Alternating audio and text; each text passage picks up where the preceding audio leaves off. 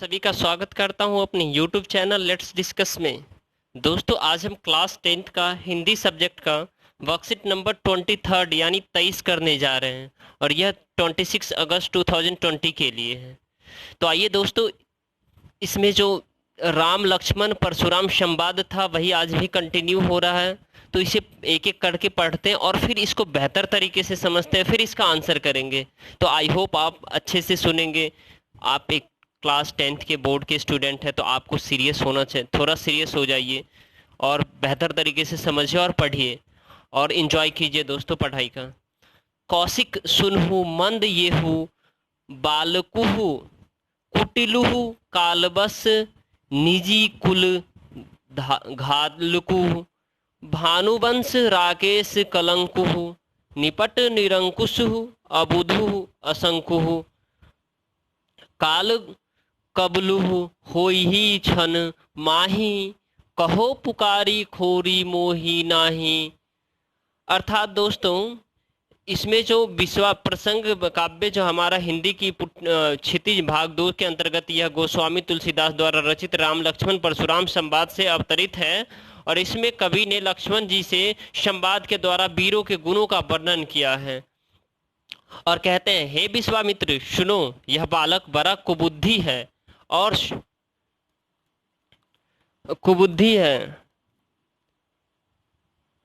कुटिल है। काल के बस होकर यह अपने कुल का घातक बन रहा है। यह सूर्यवंशी रूपी पूर्णचंद्र का कलंक है। अर्थात दोस्तों कुल तुम्हें कर हट कहू जो चहलहु उबारू कहू कही प्रतापु बलु रूपु हमार लखन कहे मुनि सुजु सुह तुम्हारा। अर्थात दोस्तों ये जो आपका क्षितिज से जो लिया गया है, ठीक है, इसका पूरा अब हम शब्दार्थ देखते हैं। ठीक है, तो आइए।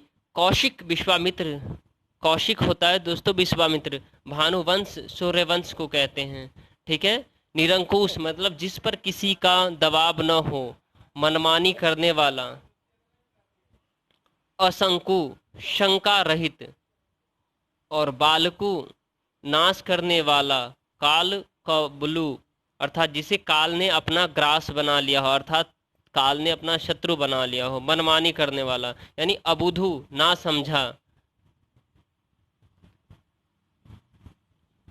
तो आइए दोस्तों इसे आप बेहतर तरीके से समझते हैं। विश्वामित्र की बात सुनकर परशुराम कहते हैं कि विश्वामित्र यह बालक बहुत ही मंद बुद्धि वाला और मूर्ख एवं उदंड है, जिसके कारण यह अपने ही कुल का नाश कर बैठेगा।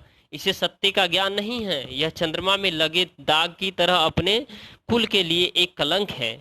इसका काल ने घेर रखा है और मैं चाहूँ तो क्षण भर में इसका अंत कर सकता हूँ। फिर मुझे तुम दोष मत देना। अगर तुम इस बालक की सलामती चाहते हो तो मेरे प्रताप, बल और क्रोध के बारे में बालक बताकर इसे समझाओ एवं शांत करो। परशुराम की बात सुनकर लक्ष्मण कहते हैं, हे मुनिवर, आप अपनी वीरता का बखान करते हुए थक नहीं रहे। आपने कई बार से अपनी वीरता के बारे में बतलाया है। आपके बल और साहस के बारे में आपसे अच्छा भला कौन बता सकता। अगर इतनी से भी आपका मन भरा हो तो अपने क्रोध सहन कर दुख को पीड़ा न दे, अपितु फिर से अपने वीरता का बखान कर ले। आप एक वीर पुरुष हैं जिनमें धैर्य और क्षमा व्याप्त है। आपके मुंह से अपशब्द शोभा नहीं देता और शूरवीर युद्ध में अपनी शूरवीरता का प्रदर्शन करते हैं। वे स्वयं के मुंह से स्वयं की प्रशंसा नहीं करते और रणभूमि में अपने शत्रु को सामने पाकर कायरों की तरह बातों में व्यर्थ समय नहीं बिताते, अपितु युद्ध करके अपनी वीरता का परिचय देते हैं। तो दोस्तों यह जो है परशुराम, विश्वामित्र और लक्ष्मण संवाद है इसमें। तो आइए इसमें जो क्वेश्चन है इससे आपको ये और बेहतर से क्लियर हो जाएगा जो आपका ये बेसिकली ये पैसेज में कितना दिया हुआ और क्या है। ठीक है, तो पदांश व उसके भावार्थ को पढ़कर निम्नलिखित प्रश्नों के उत्तर दीजिए। परशुराम विश्वामित्र से लक्ष्मण की शिकायत किस तरह करते हैं? क्वेश्चन नंबर फर्स्ट का आंसर देखते हैं दोस्तों। तो परशुराम विश्वामित्र से लक्ष्मण की शिकायत करते हुए कहते हैं कि यह बालक बड़ा ही कुबुद्धि है, यह कुटिल एवं काल के वशीभूत होकर अपने ही कुल का नाश करने वाला है। यह सूर्यवंश रूपी चंद्रमा पर कलंक है और यह पूरी तरह उदंड है, निडर है और मूर्ख है। बताइए। क्वेश्चन नंबर सेकंड देखते हैं दोस्तों। लक्ष्मण ने परशुराम और उनके सुयश पर किस प्रकार व्यंग्य किया, पद को लिखकर पढ़कर लिखे। लक्ष्मण ने परशुराम और उनके सुयश पर व्यंग्य करते हुए कहा कि आपके सुयश का वर्णन आपके अलावा दूसरा कोई नहीं कर सकता है। आपने अपने मुंह से अपनी बड़ाई बार बार कर चुके हैं, इतने पर भी संतोष न हुआ तो फिर से कुछ कह डालिए। इसके बाद भी आप वीर बढ़ते और क्रोध रहित है, अतः आप गाली देते हुए अच्छा नहीं लगते, अतः आप अपशब्द करते हुए अच्छा नहीं लगते। क्वेश्चन नंबर थर्ड देखते हैं दोस्तों। क्वेश्चन नंबर थर्ड है, भाव स्पष्ट कीजिए। नहीं संतोषु तब पुही पुनि कछूर कहू, जनी रिस रोकी दुसहु दुख सहु।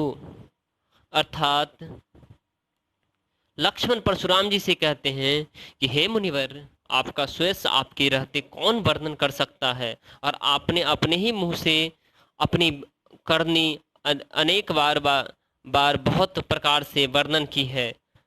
अगर इतने पर भी संतोष न हुआ तो और भी कुछ कह डालिए, लेकिन अपने क्रोध रो कर असहाय दुख मत सहिए।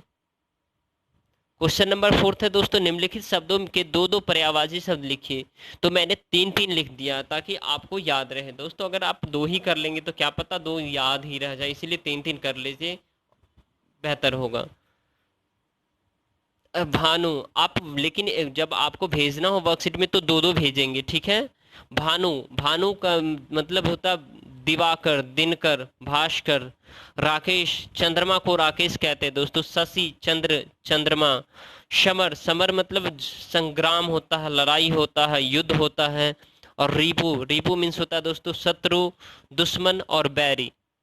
ठीक है दोस्तों, तो यह था आपका क्लास 10th का हिंदी सब्जेक्ट का वर्कशीट नंबर 23rd, और यह 26 अगस्त 2020 के लिए वैलिड है।